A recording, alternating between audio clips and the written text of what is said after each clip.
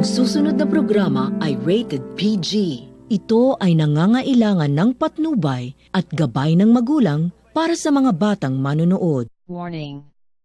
The following content may contain elements that are not suitable for some audiences. Viewer discretion is advised.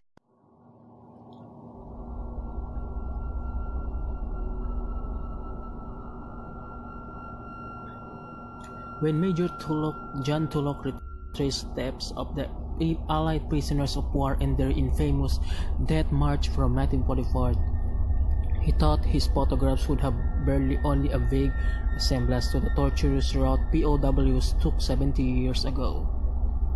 The retired army officer had revisited the muddy track of Borneo where thousands of World War II POWs trudged their deaths, only to be given a shocking surprise when he looked back at his images.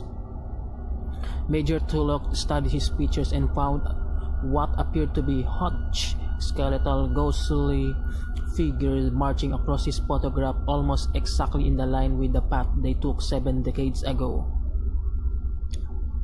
The haunting images evokes strong memories of the desperate death march made by the Allied prisoners of war. Some 2,400 World War II POWs died in 1945 to avoid them being liberated as Japan was forced on the retreat. Severely malnourished and barefoot, they were forced by brutal Japanese captors to walk 160 miles in the sweltering heat for a month. Major Tulloch took the picture from the window of a 4x4 vehicle while driving along the Death March route in 2010.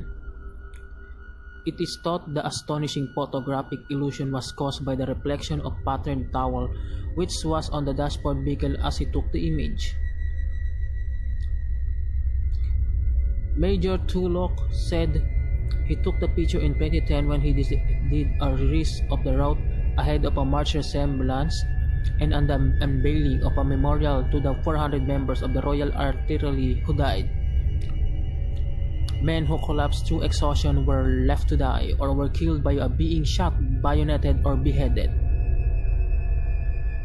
Only 6 men survived the 3 marches from Sandakan to Ranao, and that was because they managed to escape. It was a single greatest atrocity against Australian troops.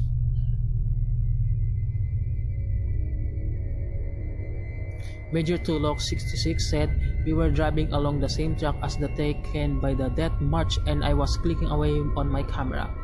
I took about 200 odd digital photographs. I went through the pictures on a computer screen later and didn't see it the first time around. I went back over them again and I just suddenly thought, what the hell? I looked at the photo again and went very cold indeed. What I saw were the shapes of the 17 or 18 ghostly figures coming out of the jungle and walking down the track going to Ranao, which you can see in the far distance. It took me a few moments to work out how it occurred, but it was too weird for my words. It showed it to several people and they said it is quite extraordinary. Some even refused to look at it because it was so haunting. While my guide drove along, he put the towel on the dashboard. The towel had a pattern on it and it reflected through the windscreen. I have called it reflections of a Death March. Major Tulloch now is an instructor in jungle warfare for the Royal Artillery. Forced death marches of captured soldiers, interned civilians, or persecuted ethnic groups were a common sight during war. The brutal demonstration in which hundreds of thousands died from exhaustion, disease, or beating from their captors in Nazi Germany or the Japanese Imperial Army took place to stop prisoners from being liberated. One of the most high-profile marches saw an estimated 80,000 Allied POWs forced to march across Poland, Czechoslovakia, and Germany in harsh winter conditions in early 1945. But as the Tide War began to turn in the same year, Hitler's forces began to evacuate captured POWs and other prisoners westwards. During the march, Allied POWs were divided into groups of 300 men and marched off underground.